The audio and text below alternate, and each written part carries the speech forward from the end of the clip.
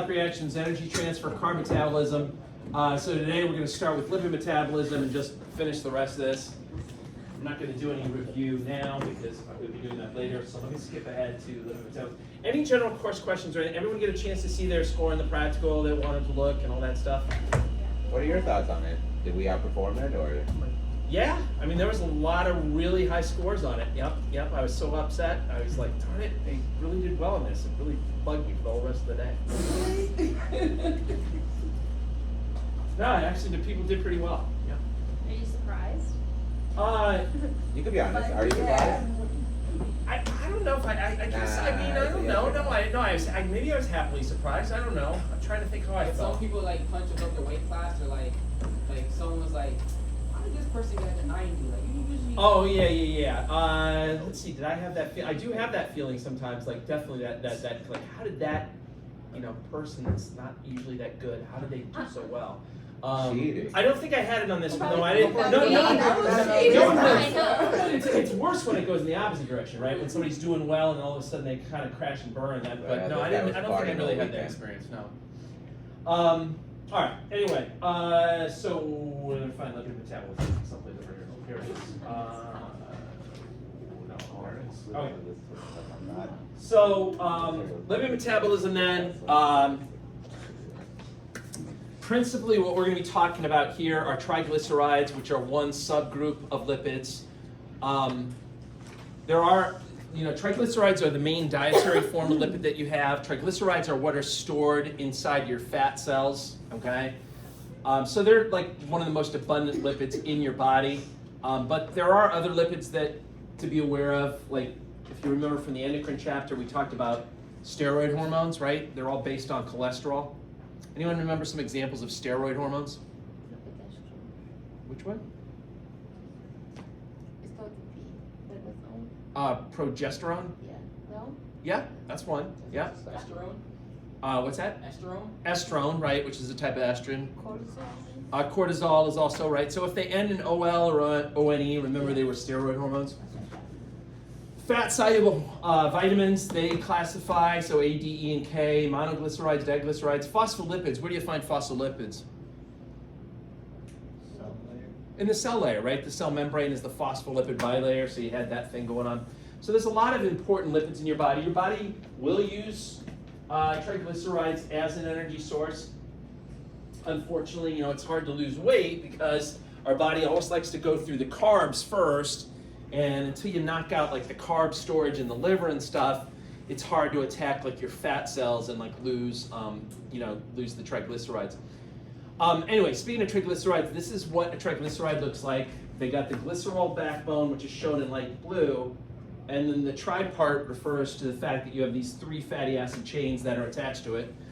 This stuff actually came up way a long time ago in chapter 2 of AMP1, but remember, when you look at a triglyceride and you look at the fatty acid chains, you can classify them as either being saturated or unsaturated. What does the word saturated mean? Just like in general, what does saturated mean?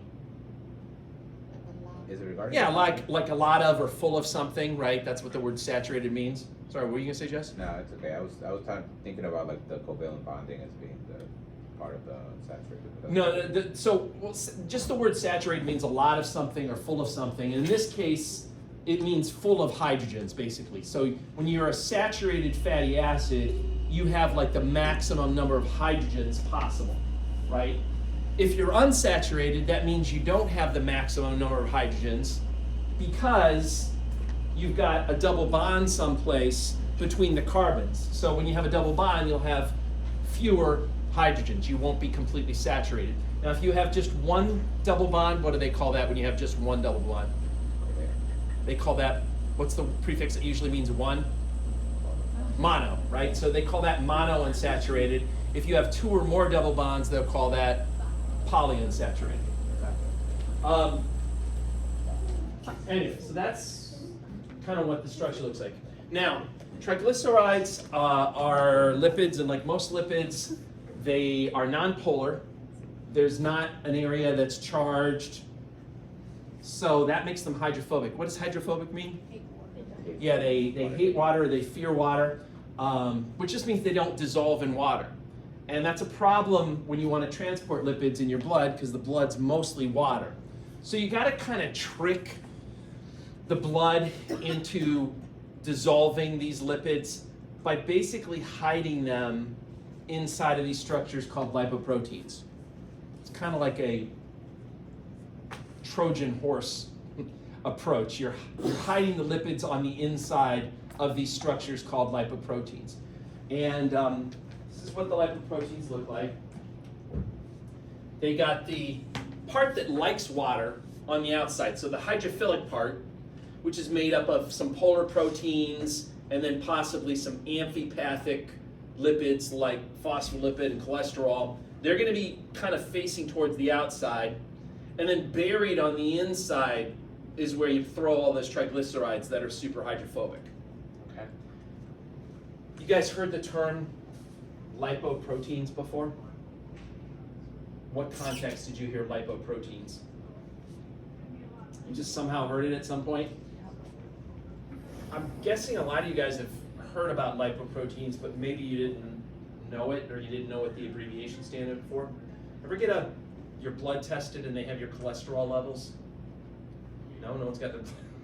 Well, you will. At some point you will. And if you get your cholesterol tested, they have what's called LDL and HDL cholesterol. So there's LDL cholesterol,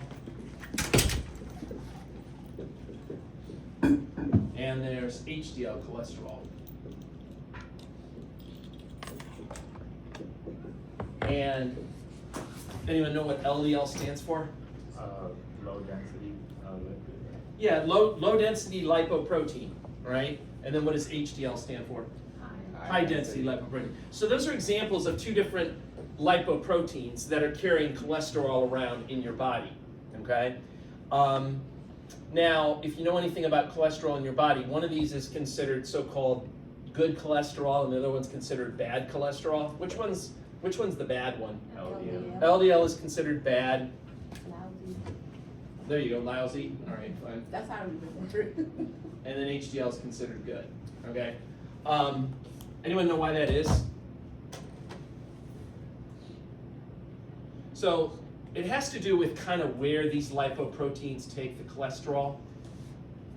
When you have cholesterol as part of LDL lipoproteins, it's being transported from your fat tissue. So it's taking cholesterol, it's taking triglycerides from your fat tissue, and it's bringing it out and depositing it in other areas of the body. And sometimes it gets deposited in the walls of your blood vessels. If these levels start to get really high, it gets deposited in the walls of your blood vessels, and you can get atherosclerosis, and that can lead to heart disease and other problems like that. HDL cholesterol is basically transporting cholesterol and triglycerides from places in your body, from your fat cells, from other places in your body, and it's bringing it to the liver, where it'll then be excreted out of your body in the bile. So it's actually getting, HDL cholesterol is good because it's getting cholesterol and triglycerides out of your body by putting it in your bile. And so it's often important to have a ratio between the two. And you could have a high LDL cholesterol, which is bad, but that could be offset by also having a really high HDL cholesterol because it means you're getting it out of your system. Okay. All right. When you build lipids, that's called lipogenesis. When you break them down, that's called lipolysis. Your body, like I said, triglycerides are a good source of energy. They're actually a better source of energy, like in terms of the yield of ATP, than breaking down glucose. But your body still likes to go for the glucose. It's easier, etc. And it's not really until you've kind of gotten rid of the glycogen stores that your body will really start to attack your fat cells and break down the lipids. This diagram down here is showing you both lipogenesis and lipolysis, depending on which colored arrows you follow. So if you're following the green arrows, that's showing you the lipolysis, how you break down the triglycerides. And then if you follow the orange arrows, that's showing you lipogenesis, how you build the triglycerides. Notice when you break down triglycerides, the first step is, and I'll get into this on the next slide, but the first step is kind of separating the glycerol part from the 3 fatty acid chains. The glycerol part can give you energy by being fed into the glycolysis pathway, just like if you were starting with glucose, so you can make ATP that way. The fatty acids, they're going to get broken down using a process called beta oxidation that I'll talk about in the next slide. They can actually give you acetyl coenzyme A, which then can be fed into the Krebs cycle to give you energy that way. Okay. On the other hand, if you've got, extra glucose in your system, you can go in the opposite direction, and you can do like lipogenesis. Okay. So following the orange arrows, you can see how these pathways work. You can convert glucose into the glycerol, and then that can help to form that. You can actually convert the acetyl coenzyme A into the fatty acids and go backwards that way. If you notice over here, it's telling you which hormones are going to be involved with each. Lipolysis, breaking down fats, is something you would do when your body needs energy. And so one way to think about it, or help you memorize this, epinephrine, norepinephrine, and cortisol, they all promote lipolysis. And those are all hormones that you would release either during a sympathetic response, a fight or flight response, or during like a stress response with cortisol, right? Under those circumstances, fight or flight, stress response, your body needs a lot of energy to fight the problem or to handle whatever the fight or flight situation is. So it kind of makes sense that these hormones then would promote fat breakdown. And by doing fat breakdown, you can then get energy in order to help fight whatever the problem is that's going on. Going in the opposite direction, you have insulin, okay? Insulin is I like to think of insulin as the I've just eaten hormone, okay? Insulin, number one, is going to help glucose get into your body cells to feed your body cells, but chances are you're probably going to have more glucose than you need in your blood after you've just eaten. Any extra glucose could A, be taken up by the liver and converted into glycogen. What's that called when you make glycogen? What's the G word?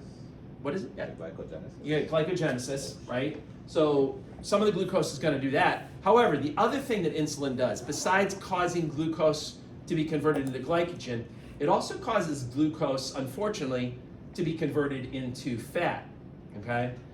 And this is what kills me about when you go to the grocery store and you look at different products, and there'll be a lot of them, like candy, for example. Anyone like candy in here? I love candy, right? Especially like Sour Patch Kids, right? You look on the label of these things and it's like, Sour Patch Kid. well, I love them. You're sour, you're sweet. I'm sour. Yeah. I'm not. Yeah, totally. So I am sour. I'm not sweet, but I do like Sour Patch Kids. So I'll look there, right, and it says blah blah blah blah blah blah blah, 0 fat, right? And you get all stoked. You're like, oh yes, I'm gonna eat a ton of this, right? Awesome, no fat, okay? That just means in the box there's no fat, right? In that box, if you just leave that box there, there's no fat, right? That doesn't mean that after you put that in your body, all those little Sour Patch Kids aren't going to get converted into fat tissue, okay? That's exactly what happens, and that's insulin to blame for that, okay? Insulin is basically allowing you to do lipogenesis, okay? It does glycogenesis and it does lipogenesis. So let's talk about breaking down fat then. The goal of so many people. Lipolysis then starts by breaking off the glycerol backbone. That can, like I said, be fed into the glycolysis pathway and give you ATP that way. The fatty acids themselves, they undergo a process called beta oxidation, which is basically just chopping off 2 carbons at a time and then attaching it to coenzyme A. So you're creating acetyl-CoA, and then that can be sent into the Krebs cycle and give you energy that way. And you just keep doing that beta oxidation, 2 at a time, attach it to coenzyme A, send it to the Krebs cycle. So So there's plenty of coenzyme A like continuously coming in, right? Breaking down that fatty Yeah, acid, it's available there to basically attach to that chain and yes, to continually attach to it and form this acetylcoenzyme A. Now, one of the problems though that can happen, there's always a catch, right? One of the problems that can happen when you break down fat too quickly is you can generate these things called ketone bodies. Ketones or ketone bodies happen with rapid fat breakdown. And what happens is, sorry, I went the wrong direction.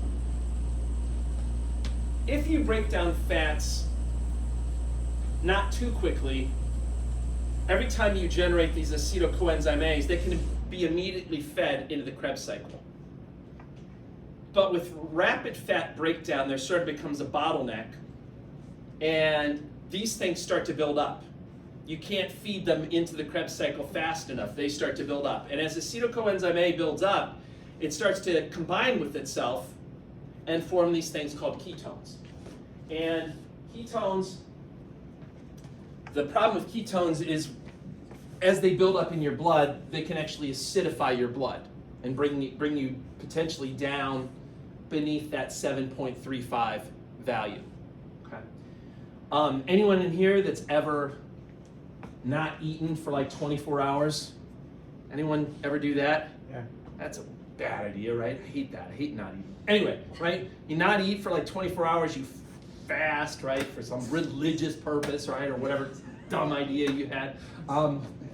Joke. But it'll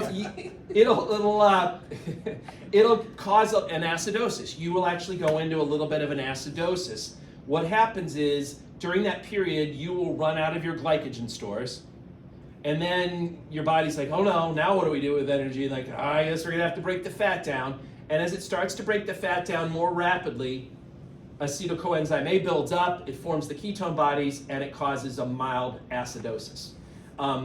But that mild acidosis can cause things like headaches and other irritability and other things like that, which you can see, when you've had an acidosis, when you're fasting. Most people, 24-hour fast or whatever, it's not a big deal. You're going to get some ketogenesis. Or if you're one of those people that's ever tried to go on like a low carb or a no carb diet, it's the same type of deal.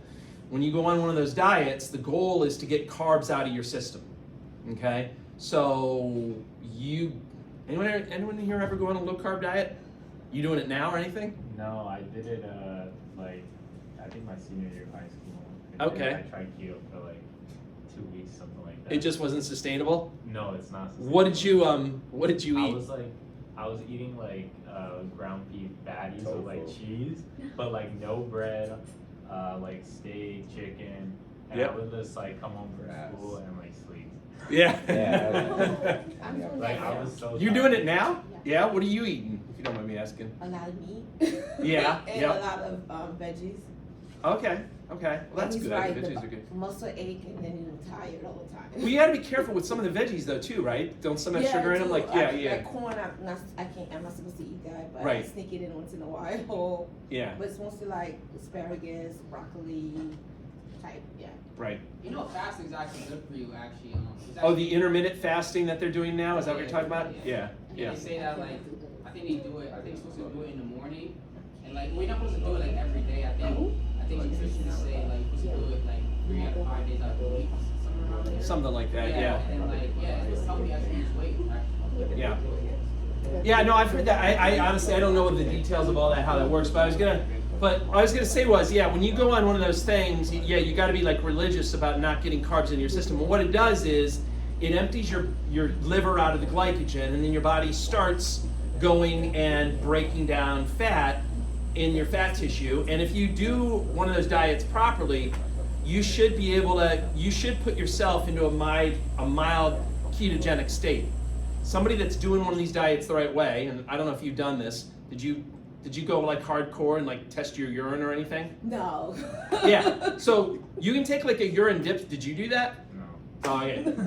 I did it, and because I had access to, like, I was working in the hospital, I had access to, like, these urine dipsticks. And if you do it the right way, there's a little strip, like, on the urine dipstick that's set for ketones specifically. And they should be showing up in your urine if you're doing this the right way, okay?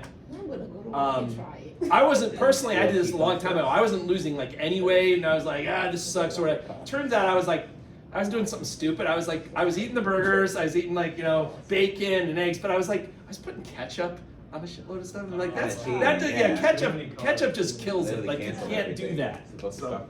When I got off of that diet, I think I ate like the next day I ate like 6 donuts. It's creative. Yeah. Canceled everything. I just don't think it's sustainable unless you're like a really good cook and you're really creative, and I don't know. I mean, there's different you're ways. Like, you do different things. Yeah? How long have you been on your thing? I started in August. Wow. Okay. I lost a lot. Good for you. You know what? I'll be honest. You know one of my, Thank you. my biggest Yes. pet peeve. Okay. I'd love to hear it, yes. Like, that's what I shout at you, like, or in particular. I hate people who go on like just like they do everything like to lose weight except just exercise. So like they'll take like drugs or like go on these diets, but they don't exercise. And like I'm a big believer that exercise is like the best way to like lose weight or just be healthy. Yeah, we got a point, counterpoint. Go ahead. Some of us do exercise, we do go to the gym, but it's hard for us to lose weight. We can't do it.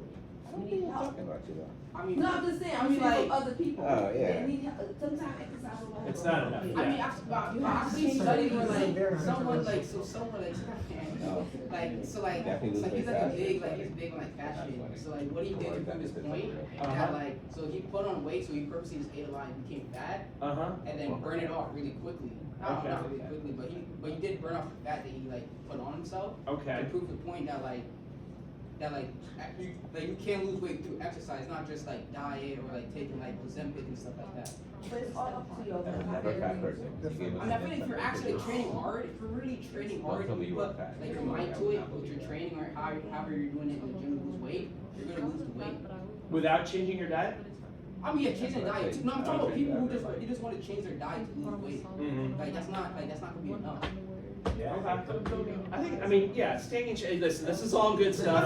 As much as I'd love to see you two come to blows, No, I you're gonna go like low carb or like polenta or whatever that try to teach some like. think, your point's taken. Yeah, you should be exercising too. I get it. All right. So protein metabolism. Then let me talk about this briefly. So does your body like to use proteins as an energy source? No. It's got too many other important jobs for proteins that it doesn't just want to break them down for energy, right? Proteins, for example, almost all of your enzymes are proteins. There's important structural proteins like collagen that give strength to your body. There's contractile proteins like myosin and actin. There's transport proteins like hemoglobin and albumin and all these things. So they're too important to just use as an energy source. That said, every day cells are dying in your body and something has to be done with the proteins that are inside of there. So you do have to break down proteins and recycle the amino acids, okay? So that's an important part of it. In this chapter, we're not going to talk about building proteins. What's it called when you build proteins? Protein synthesis. Protein synthesis. I thought you were going to say protogenesis, but no, it's protein synthesis. And protein synthesis, we actually covered a long time ago in chapter 3 of AP1. What are the two terrible T words that go with protein synthesis? Transcription and translation. Protein synthesis is all about, using your genes as a blueprint to then make the proteins. We're not going to talk about that now. You don't have to worry about that on the test. But now let's just tell you about a couple words. Transamination refers to transferring an amino group from one amino acid to either pyruvic acid or another amino acid. Deamination refers to removing the amino group, and all this stuff is going on in your body all the time. When you break down proteins, you do generate nitrogenous waste. Every amino acid has a nitrogen group on it, and that'll be converted into something like urea or ammonia that you have to get out of your system. How many amino acids are there total? 20. 10 are considered essential, 10 are considered non-essential. Essential just means that you can't make them on your own. You have to get them in your diet. Non-essential means that you can't make them on your own. All right, key molecules at the metabolic crossroads. This is a kind of hokey name for a slide or a section, but don't stress too much about like memorizing all those lines and where they go. However, like after you've done this whole chapter and you go back and look at this, you can hopefully see how each of these things might fit in and like where they play. Why your book decided to highlight these three, I have no idea. I mean, they are important, but you could have highlighted other things. Hold on a second. Marine, our point is like, no, I'm sure if you want to diet, you lose weight. I'm not saying you want to diet, but I'm sure if your goal is to lose weight, you want to lose like 20 pounds, right? In general, not you in particular, but like people want to lose weight, like, right? So like, yeah, you guys should exercise too. Like the diet is only taking you so far. That's my point. I'm in that boat. I step to the side of All my right, line. This is a Jubilee, like. So strong the flavor. three molecules that they decided to highlight are acetyl-coenzyme A, it's down here, glucose 6-phosphate, and pyruvic acid. Just to say a few things about it. Obviously, acetyl-coenzyme A, that was the chemical that you needed to have in order to enter into the Krebs cycle. Remember the transition reaction that you get when you have oxygen around, the pyruvic acid will be converted into acetyl-coenzyme A, and then you can enter into the Krebs cycle. You also get acetyl-coenzyme A, as I said, from breaking down the fatty acid chains, right? You do the beta oxidation, two at a time. As I mentioned, if you do that too rapidly, these guys will start to build up, and they'll combine with each other, and that's how you get the ketone bodies.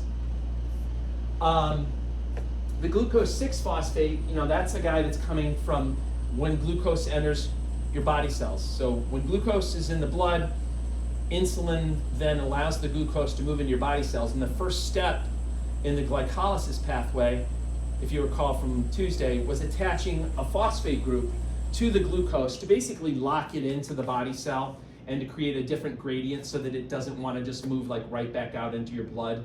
So that was the purpose there.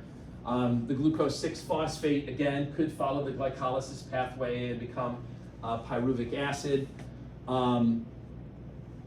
It could also be brought up by the liver and converted into glycogen if you have already reached the amount of glucose that you need by your body cells. It could do that.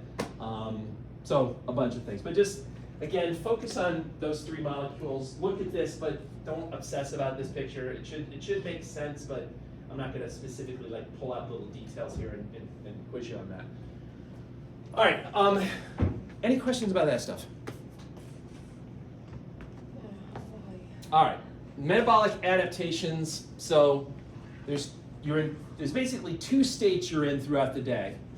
Your life can be boiled down to just two states. You're either eating or you're waiting to eat. That's it. You're eating or you're waiting. When you've just eaten, that's the absorptive state. And then when it's been a couple of hours since you last ate, that's the post-absorptive state. When you hear absorptive state, think insulin. When you hear post-absorptive state, think glucagon, okay? During the absorptive state, it's all about getting the glucose into your body cells to make them happy, feed them, and then taking any extra glucose and storing it for future use. Storing it either as glycogen or, unfortunately, storing it also as fat. Post-absorptive state, here you haven't eaten. I know it's stressful to even contemplate that, but you haven't eaten, and now you got to keep your blood glucose levels up. They're starting to fall. You got to keep them up to keep your brain happy, and also keep your red blood cells happy because they have a very high demand for glucose.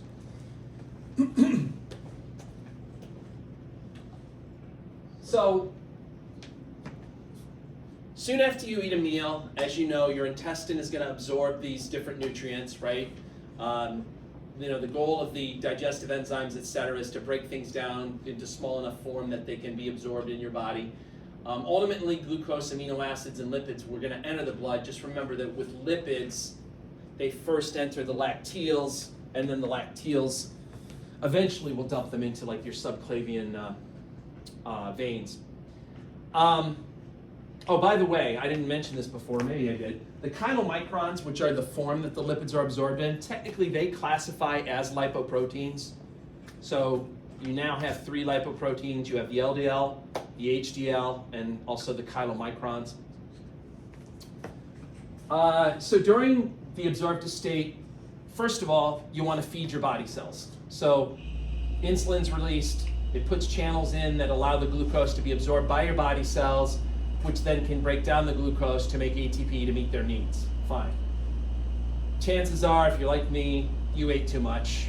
You have extra stuff, you have extra glucose, and so you want to store that up either in your liver cells as glycogen, your fat cells as triglyceride, or in your skeletal muscle cells as glycogen. Okay.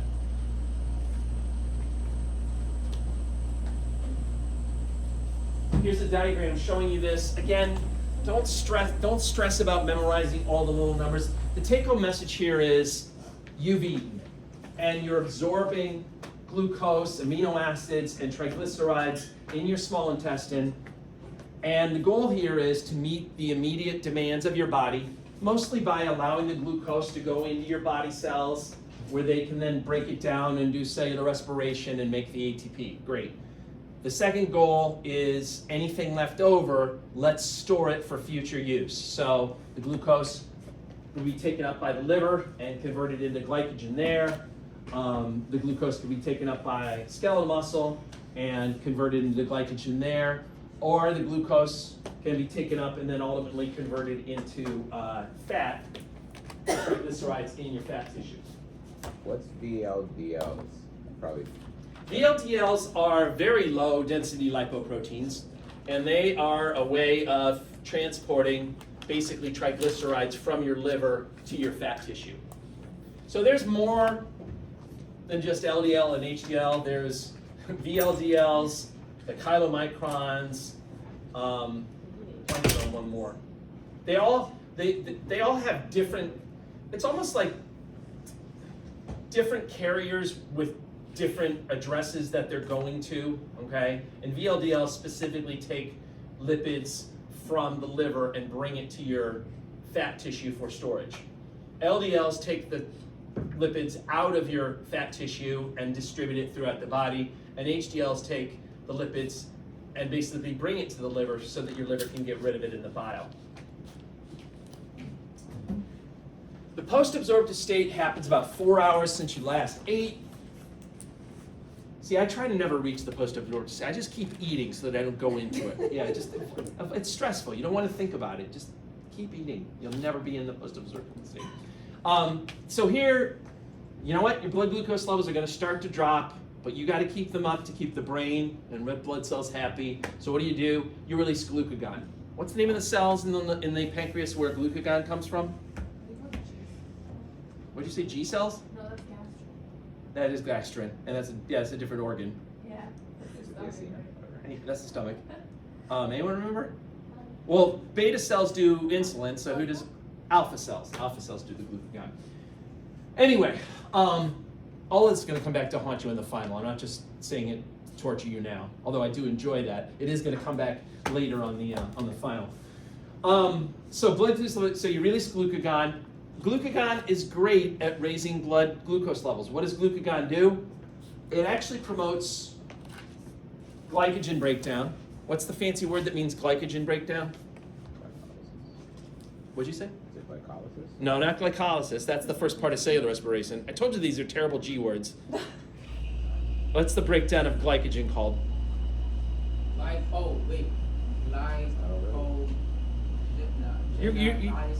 Yeah, you're basically there. Glycogenolysis is the breakdown of glycogen, okay? So glucagon promotes glycogenolysis. That's breaking down the glycogen in the liver. That'll put those glucoses then into the blood. That's going to increase blood glucose levels. It also promotes, well, other hormones primarily, but it also indirectly plays a role in lipolysis, breaking down lipids. And once the lipids are broken down, they can be sent to the liver and converted into glucose through gluconeogenesis. And glucagon also promotes gluconeogenesis. So glucagon is a great hormone for raising your blood glucose levels. You would think this chapter would come after the hormones, since you're the strongest on the hormones. That'd be smart. Yeah, yeah. And then reproductive, or whatever. Yeah, that would be a good idea. I'm not sure why they kind of bury it at the end. That would help. Force you to refresh yourself on hormones before the Yeah, maybe I don't know. Here's a similar diagram as to the one before, but this is for the post-absorptive state. Again, don't stress about all the little colored numbers that are up here. The main thing to notice is like this big, thick black arrow that you see there of the glucose going into the blood. That's the trick. And you're going to be breaking down things from other places, sending them to the liver, and the liver can either do gluconeogenesis or it can do glycogenolysis to put the glucose into your blood to keep the high blood glucose levels, mostly to like feed your brain, but also like the red blood cells.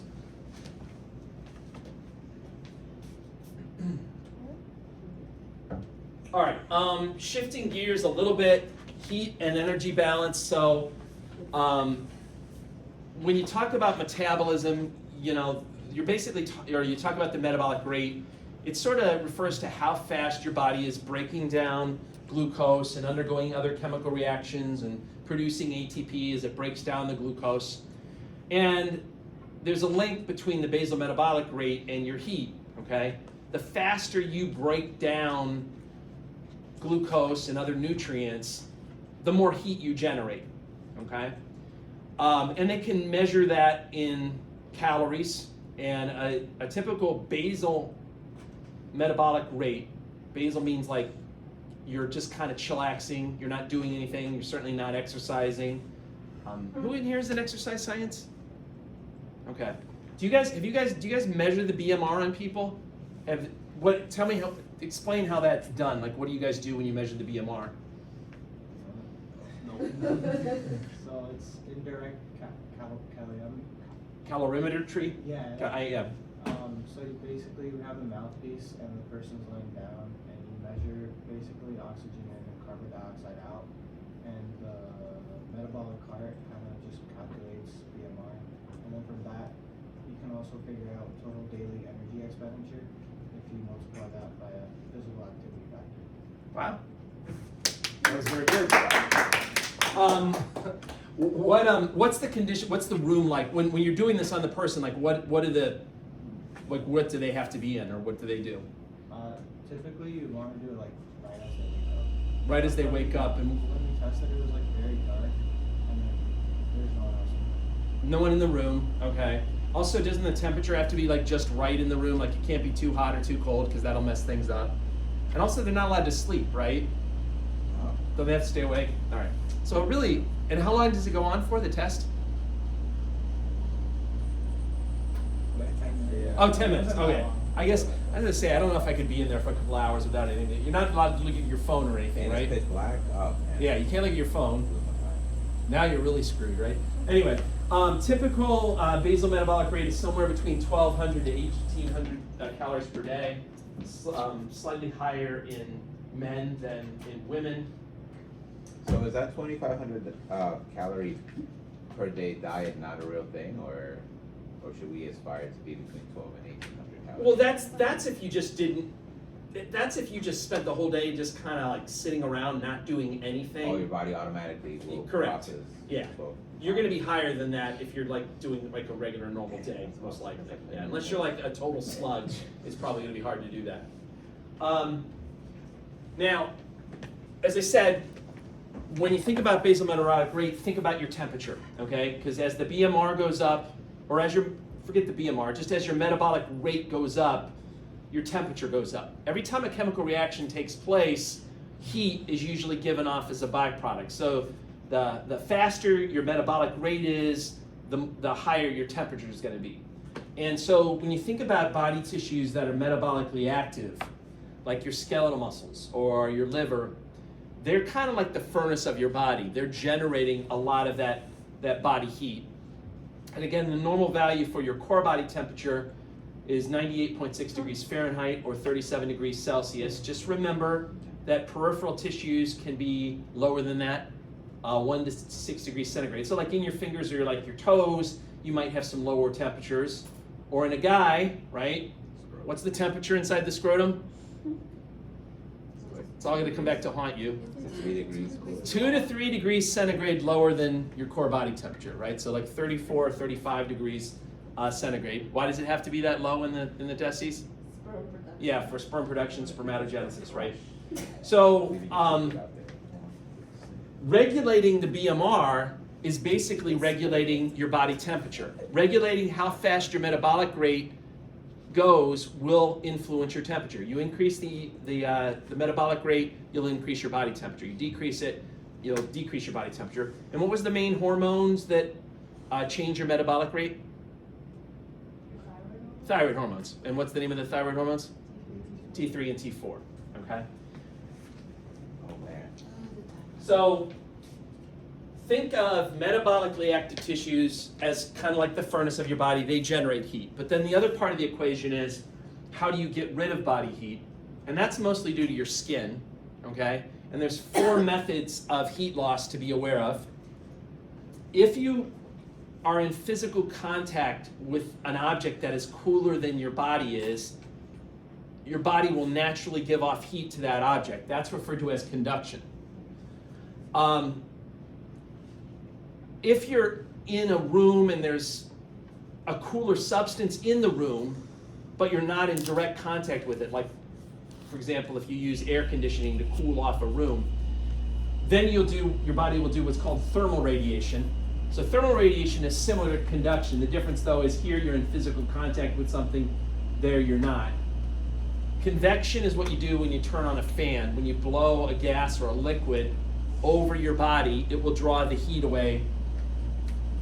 And then evaporation is what you do when you sweat, okay? When you convert water from its liquid form into water vapor, the gas form, that will give off heat. So those are kind of the 4 options at your disposal to get rid of body heat. Again, this is kind of review. I feel like there's a lot of repetition here from earlier chapters. The control center for your body temperature is in the hypothalamus, and you have thermoreceptors, throughout your body that are constantly monitoring your body temperature and sending that information to the hypothalamus, where it has that idea of the normal temperature, which is 98.6 degrees Fahrenheit, send signals in. If the actual temperature matches up to the 98.6, great, nothing has to be done. If it doesn't, then the hypothalamus will send signals out to effectors that'll try to fix or correct the problem. Like it's a standard negative feedback system. So if your body temperature went down, how would you raise it? Well, you might want to send signals to your skin blood vessels and cause them to constrict. How does that help to raise your body temperature? How does sending signals to the skin blood vessels and making them tighten up help to raise your body temperature? So that the blood stays warm. So, okay, your blood carries a lot of heat with it. If you allow the blood to go too close to the surface of your body, it'll start giving off heat through the conduction and the other mechanisms that I mentioned. And you don't want that to happen. If your temperature is already too low, you don't want to lose more heat. So how do you keep the heat in your body? Tighten up the skin blood vessels so that the blood doesn't have a chance to lose its heat to the outside environment, number 1. Number 2, you probably want to turn on those thyroid hormones. Jack up the T3 and the T4 levels in your blood. That'll increase the metabolic rate, and that'll generate heat from that. Now, if you're really cold, what do you do when you're really cold? Right? Send more signals to your skeletal muscles. That'll make them even more active than they already are, and that'll generate more heat. Okay? So all of those things would help. If you got the opposite problem, if your body temperature is too high, basically do the opposite of all those things, right? Here you want to get rid of heat, so send that nice warm blood close to the surface where it can give off its heat, right? And you guys that go to the gym, right? You probably see this all the time with people that are overheating in the gym. What color's their face?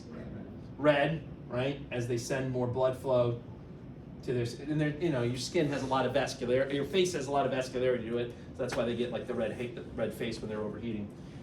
Send signals to the sweat glands, right?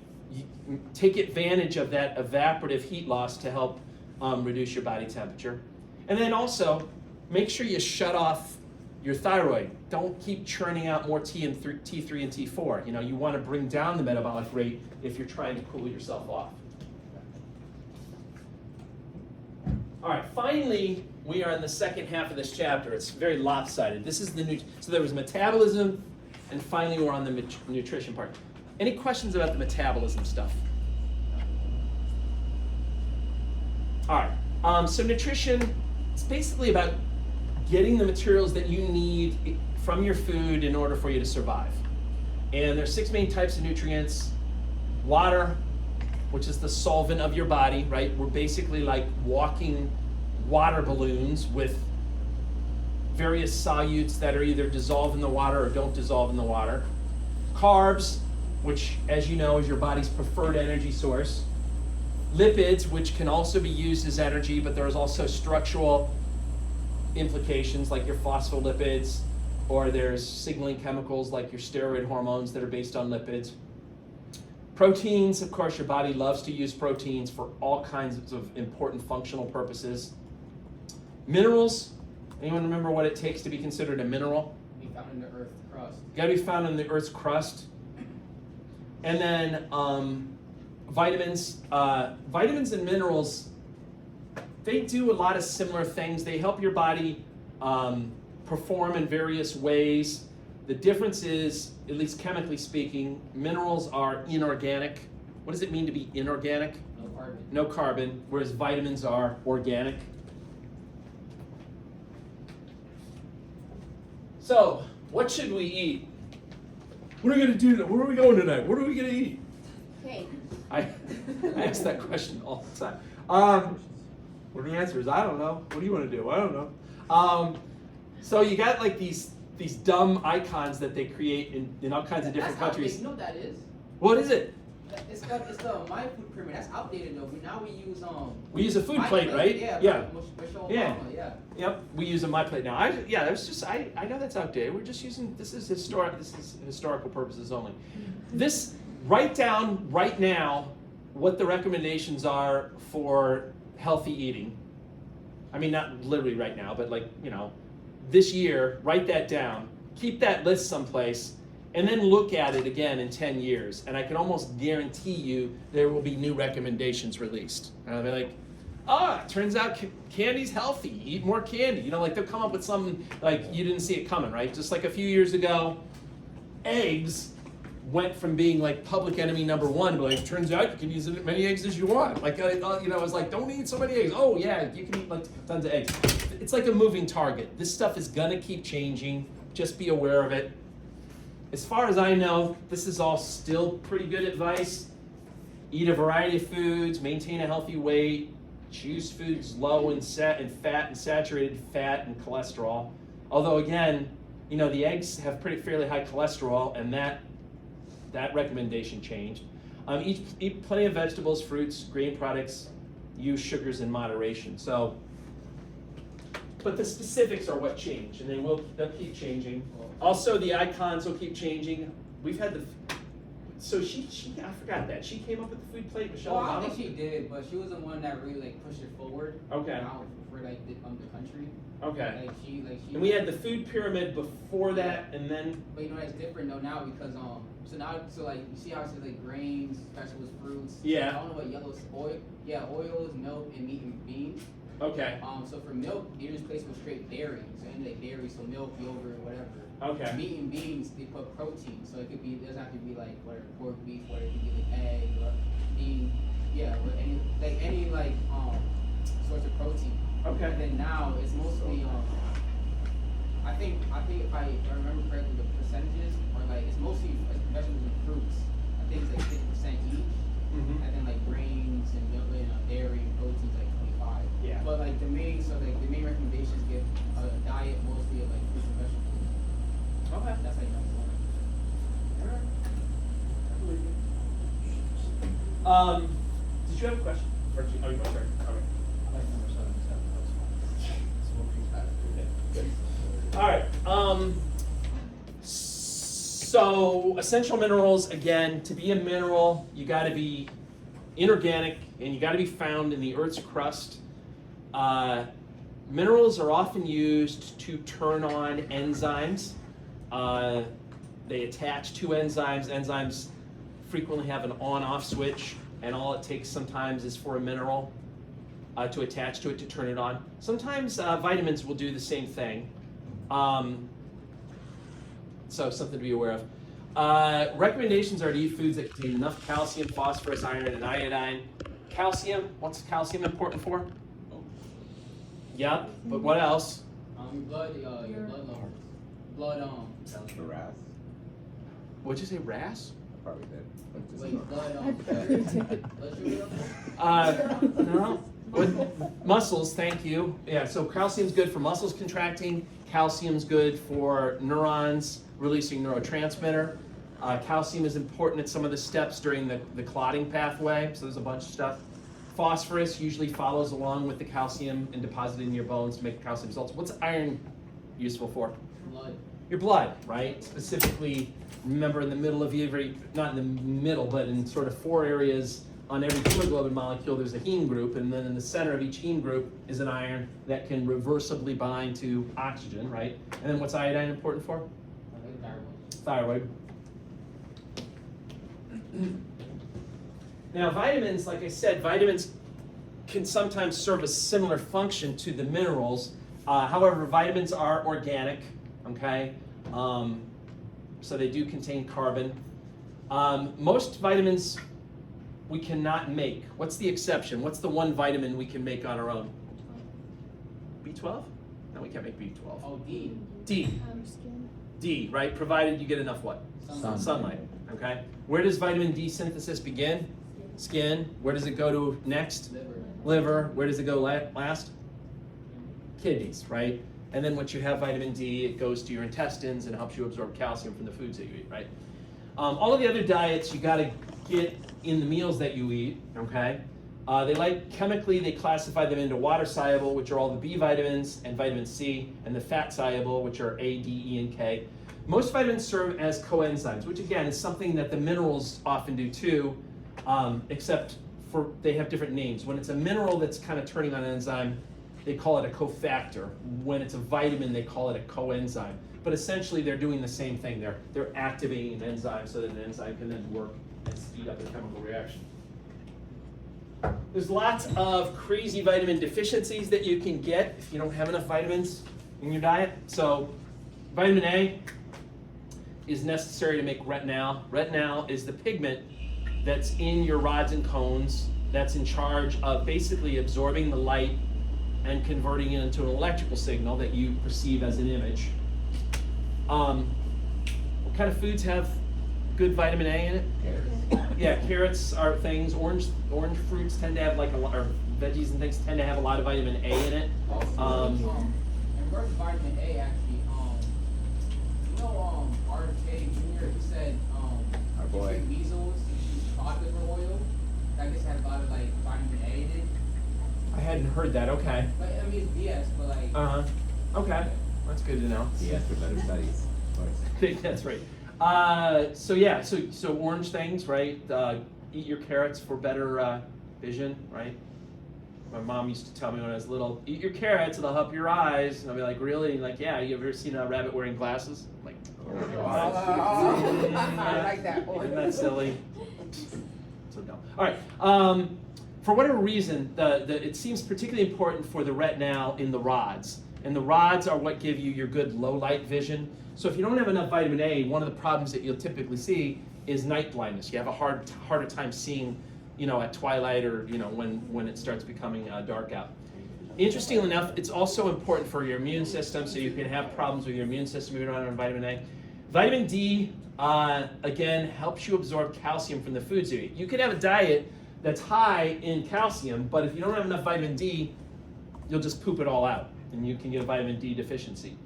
2 diseases that I know I mentioned in A&P 1, I don't know, every time I look at PowerPoint, I shouldn't look at my PowerPoint too close. I always notice errors that I make. There should be only one S here. It's not like an extra bad thing. Diseases. Yeah, diseases. It's like the Duchess of Diseases. Yeah, I don't know. Sorry, take out that extra S. Rickets is a problem both of these are bone softening diseases. Rickets happens in children, osteomalacia happens in adults. Because children's growth plates haven't fused yet, when they get rickets, it can lead to deformation of their bones, and they can get bowing of their legs and other problems like that. Osteomalacia, because the growth plates have already fused, usually doesn't cause bone, shape disturbances, but it can be painful for the adults that have it. Vitamin K, if you recall, was important for blood clotting. Specifically, you need it to make factors 2, 7, 9, and 10. This was me telling you you're finished. Okay. No. All right, 2, 7, 9, and 10, which, strangely enough, this is really going to test you guys, is very similar to the numbers of the cranial nerves that have parasympathetic branches in them. Anyone remember that? 3, Wasn't it 7, 3, 7, 9, 9, 10? 3, 7, 9, and 10, and this is 2, 7, 9, 10. Now the rest of you are thinking, why did he just say that? Now he's going to mess me up on the thing. It's 2, 7, 9, and 10 for vitamin K. Being on long-term antibiotic therapy can cause you to have bleeding problems. What's the mechanism there? Why does antibiotic therapy potentially cause bleeding problems? I think I told you guys this. Does it affect your clotting? Your ability to create clots or no? Well, yes, but how? Does it change your blood density? Say, teacher, what? Does it change like your blood density or like how thick your blood is? No. Anyone remember where in your intestine or in your GI tract you kind of got vitamin K from? It actually comes in the colon from good bacteria in the colon producing vitamin K. And if you put a patient on long-term antibiotic therapy, especially if it's what's called a broad-spectrum antibiotic, those drugs kill everything. They kill the good with the bad. So you wipe out whatever infection you wanted to treat, but unfortunately you might destroy all that good bacteria. If you destroy enough of that good bacteria in your colon, no more vitamin K, no more 2, 7, 9, and 10, and next thing you know, you've got a bleeding disorder and you can't clot your blood. Vitamin C is important for making collagen. Anyone remember from AMP1? Collagen is a strong, fibrous protein. It's pretty much everywhere in the body. It's like a tough rope. Collagen also is the most common what in the body? Is it fiber or? connective tissue. No. Protein. Collagen is the most common protein in the body. Okay. Not having enough vitamin C can lead to a problem called scurvy. I'm sure a lot of you probably already heard about scurvy. You haven't heard of scurvy? You seem like you're an expert on so many things. I can't believe you don't know this. Historically, who gets scurvy? Pirates. Pirates, right? They call them scurvy rats. That's why Okay. they say SpongeBob. Yeah. Oh, the SpongeBob talks about scurvy. The Flying Dutchman, all the guys. Yeah. talk about it. Wow, he's doing like a public service thing. That's great. Good for SpongeBob.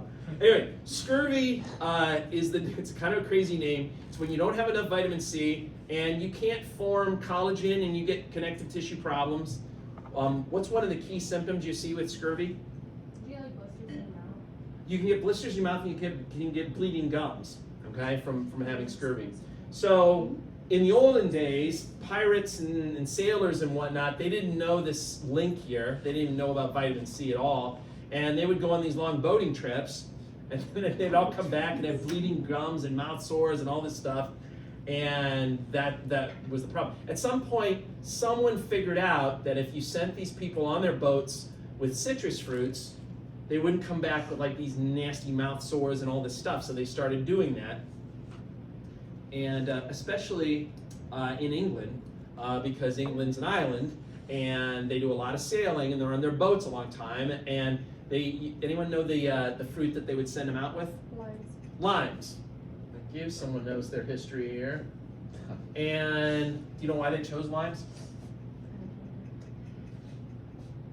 It's my understanding that somehow, I mean, I guess I can take it from my own experience looking at my refrigerator. Limes can last a hell of a long time compared to some of other citrus fruits. They just, I don't know, for whatever reason, the chemical composition. So they were pretty good for sending them on long trips. They lasted longer than, say, like oranges or some other things like that.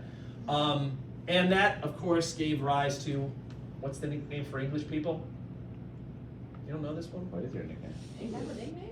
So, it's an old-timey nickname, yeah. They used to call them limeys. Okay? Now, I don't know if that's offensive to English people. You might want to try it out if you get any English friends. Call them a limey and then see if you get punched. Okay? But that's the old nickname. It kind of became like a general nickname for all English people, but it came from this basis of sending them out with these limes to prevent scurvy. Limes. It's a true fact. It's a real thing. All right. Niacin, B3, I mentioned this earlier in this chapter actually. It's important for making NAD. NAD is the electron carrier that's generated in some of the earlier steps of cellular respiration that'll carry those electrons to the electron transport chain. So it's super important for that. If you don't have enough of it, you get a disorder called pellagra. And it comes from eating an all-corn diet. Anyone here eat an all-corn diet? You thinking about going on an all-corn diet? No? No one wants to try an all-corn diet? Sounds like, I don't know, it sounds like it would get old pretty fast. If you do that, if you get pellagra from your all-corn diet, you get the 3 terrible Ds: dermatitis, diarrhea, and dementia. The only good news is, by the time you get the dementia, you forgot you had dermatitis and diarrhea. Yeah. They started enriching corn flour with niacin. Oh, I did not know that. Is that a long-standing thing that they've done, or like when did they start doing that? Since the 70s, I think. Since the 70s. Yeah. So it's really hard to even get pellagra anymore, is what you're saying. You really have to try. Yeah, you really have to work hard to get pellagra then, I guess. Gotta go have Extra credit for anyone that can get pellagra in here. How much extra? There's always one. There's always one guy. I don't know if it would be enough for you. I'll be honest with you. I don't think it's quite enough for you. 3 Ds. Listen, we may make a special thing for you. You got to get pellagra plus one other DZs, and then we'll lift it up. All right. Scurvy. Yeah, pellagra and scurvy. Yeah, it's a 2 thing. Right. Thiamine, B1, is important for nerve functioning and carb metabolism. The cute thing about thiamine is if you get a deficiency, you have beriberi, which sounds like it'd be kind of fun to have, right? But that comes from eating a polished rice diet. What's polished rice? Not brown rice? Correct, not brown rice. Basically white rice, right? That's had like the husks removed. It's a lot healthier to eat brown rice than to eat white rice, okay? Doesn't taste better. Well, you can eat white rice too. Just make sure you're eating like some other types of things so Well, you're getting your what your nutrients. diet is, because like white rice doesn't have sodium in it. So if you want to like go low sodium, then you should eat white Does rice. brown rice have sodium in it? Yeah, Really? yeah. Okay. It should. Wait, it should or you know? Nah, it should. All right, we'll look this up later. I'm not sure about that, but okay. Folic acid, you guys already learned about in the context of what individuals should take folic acid? Pregnant women, to prevent what from happening, hopefully?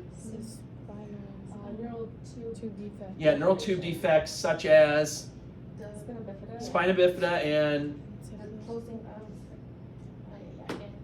anencephaly, right? Remember those things? Anyway, so we already covered that. Honestly, folic acid is important for everybody. It does help in copying your DNA, synthesizing like the adenine, the thymine, the guanine, the cytosine. You know, your cells, before your cells undergo mitosis, they have to copy their DNA, and so folic acid is important for that in general. Besides the neural tube defect thing that can happen, you can get a type of anemia called a macrocytic anemia. That's where you have these relatively large red blood cells, but they don't have enough hemoglobin in them, so it's still like an anemic situation. Cyanocobalamin, which I don't think I said that word maybe until now, is probably better known as B12. And you already should remember or recall B12. What were the cells in the stomach that help you absorb B12?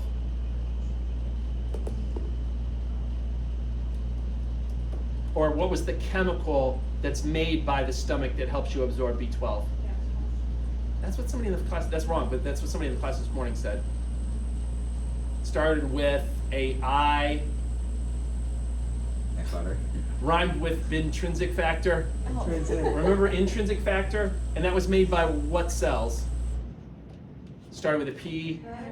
Parietal cells. You remember the parietal That was cells? my first guess. I'm tired of being wrong. That's okay. But you're good at it. You got to lean into that, Jess. You're good at I it. think I'm home again. All right. Anyway, don't forget that the purpose of B12, or at least one of the things that was important for, was helping you to make red blood cells. All right. Remember that image from the blood chapter about the kind of lifespan of a red blood cell? You need B12 in your red bone marrow in order to make red blood cells properly. If you don't have enough B12, either because you didn't eat enough or maybe because you have a stomach problem and you're not making the intrinsic factor, you can get this thing called pernicious anemia. The word pernicious just means like vile or bad. It does cause other problems too besides that. Ataxia. What's ataxia? Like loss of like muscle. That's what you get when you're drunk. Yeah, it's like a loss of coordination. That's right. It kind of affects the cerebellum and gives you ataxia. Memory loss, weakness, personality, and mood change. So actually a lot of things. How does it change your personality and mood? I don't know the exact mechanisms, but it's obviously affecting something in the frontal lobe, right? If it's screwing with your personality, mechanistically, how specifically it does that, I'm not sure. All right, last but not least. Oh no, actually it is the last. Sorry, last. Last but not least. All right, it is the last. But body weight, obesity. There's different definitions for obesity, but the one that we're going to roll with for test purposes is the one that's up there. So 10 to 20% higher than your desirable level because of extra fat. Obviously, they also base obesity now, or they rate it on your BMI. What does BMI stand for? Body mass index. Body mass index. What's considered the normal range for your BMI? That's not technically normal. I mean, yeah, you're right. You actually have to be lower than that to be in the normal range. It's usually either 20 to 25 or 19 to 25 is considered a normal BMI. Okay. And then as you go above that, they start having different categories. If you're like a 26 to I think 29, you're considered. Anyone know what you're considered? You're overweight. Then starting at 30, I think is when you become obese, right? 30 to, do you know where it goes to next? 30 to 35 is just simply obese, and then you become what, morbidly obese, and then like 50 to 55 is like, oh my God, I can't fit through the door. It just keeps going on up from there. Is there a super obese? I think that's called that. Above 40 is more. Above 40, it's morbidly. So where does it go after just obese? Is all of the 30s just obese, and then above 40 it's morbidly obese? I think so. Okay, I feel like there was another one besides morbidly obese. It's like Nutty Professor right That.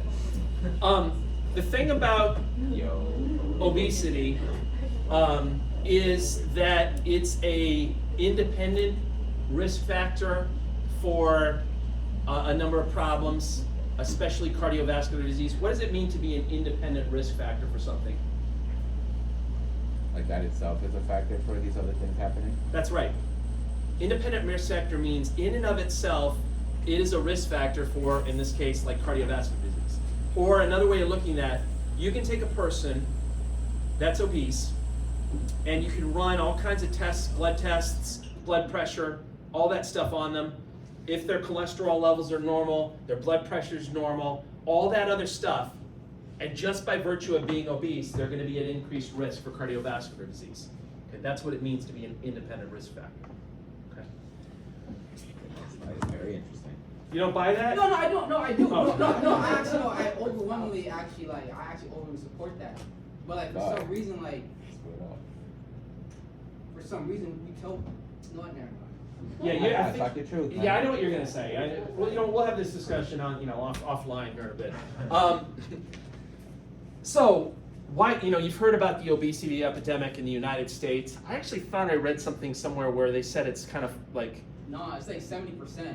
Didn't it at least kind of decrease in its trajectory or something? I thought it was improving. Didn't COVID like spike No. It did not improve. I might be No. mixing it up with the It might- opioid. it The might be opioid higher epidemic now. is improving, right? Haven't opioids layered out or something? No. Who in here is an opioid addict? Anyone? Okay, thank you. Everyone raised their hand. Everyone's like, yeah, we all are. Yeah. Okay, for the sake of argument, Yeah. let's say it did level out. Yeah. Like, it's still not good. No one should be obese. It should be like less than 10%. Okay, we'll talk about this later. Yeah, I know. I'm with you. I'm with you. So why do we have this obesity epidemic in the United States? There's some theories, but I don't know if they all hold water as far as I'm concerned. Do we just simply have too much great tasting food here in the U.S. like other countries don't have good No, tasting yeah, that food? is lame. That one is That one's that's a that one. negative. That's not true, That's right? number 3. Or we just work Definitely longer number 4. hours, right? Like That's Definitely number true. 6. it's kind of true, but does that mean they're lazy in No, other yeah, countries it's- too? No, but they Still have prep. time. We don't meal I prep. think the like work-life that. That's balance. fine. Other countries have Fast like an hour food, lunch. supersized every portion, day, so- sedentary jobs, lack of exercise. You know, You have so many all-you-can-eat places. You pay That's $20 and I then. just feel like it's a That's- So work-life you think it's balance. just the availability thing? Like It's other it's countries cultural. don't. We Well, other countries may culturally not wanna have those, but consume. Celebrate with food, Work you, on educating the work-life everyone. balance is a lot. yeah. We're very proud of supersizing though. Like I don't think we like shy away. Like everything's bigger in Texas. And, like, Right, stuff right, like right. that. It's not a negative thing. Yeah. Anyway, this is a map of the U.S. Now, this is a little bit old. This is from 2007, but this is basically trying to show you like what the, at least from a BMI standpoint, what the healthiest and the least healthy states are. So, if you want to feel self-conscious about your body, go to this state. Okay, that that's the Colorado? healthiest state. What is that state? Colorado. That's Colorado. Everyone out there is always exercising and Skiing. climbing their freaking mountains and getting in Because it's shape. hot in and, those states, you know, man. everybody looks good out there. They're all buff, right? So if you want to feel, Hiking and I thought that would have skiing. been California. what? You ever thought about in California? Yeah, I thought that would Ah, be there's like California. areas in California. I mean, yeah, there's that bring it down. Like, yeah, it's not so great. Now, if you want to feel good about your body, really feel like you're in shape, Go to go to Alabama. one of those 3 states. Tennessee. Okay. Now, I always this is embarrassing, but everyone know what that state is right there? Which one are you pointing? That at? one, sorry. Is That's that Tennessee. Tennessee? That's Tennessee. Now, this is where I get messed up. Anyone know what those two are? Mississippi and Alabama. So one of them's Alabama, and then I think It's Mississippi. it's Mississippi. Yeah, it's Mississippi. I'm totally not going to ask you about that, but so Louisiana, Tennessee, Georgia, Alabama, and Georgia. and Mississippi. All right. All right. Any questions about any of that stuff? Memphis. Actually, Yes. there's this theory that one of the factors why obesity is high, I heard, is that because our cities are designed, well, like European countries, they're a lot older. Yeah, so like they're more like people do more walking, less driving. Agreed. That makes sense. And No, so I've heard in that. America, everybody's driving. There's not like a lot of like the cities really aren't, and the roads aren't designed for like walking to like the grocery store. So Yeah. that's why they say stuff like that. I can see that. I can see that. You know in South Korea, You you don't know how like prioritize South, it.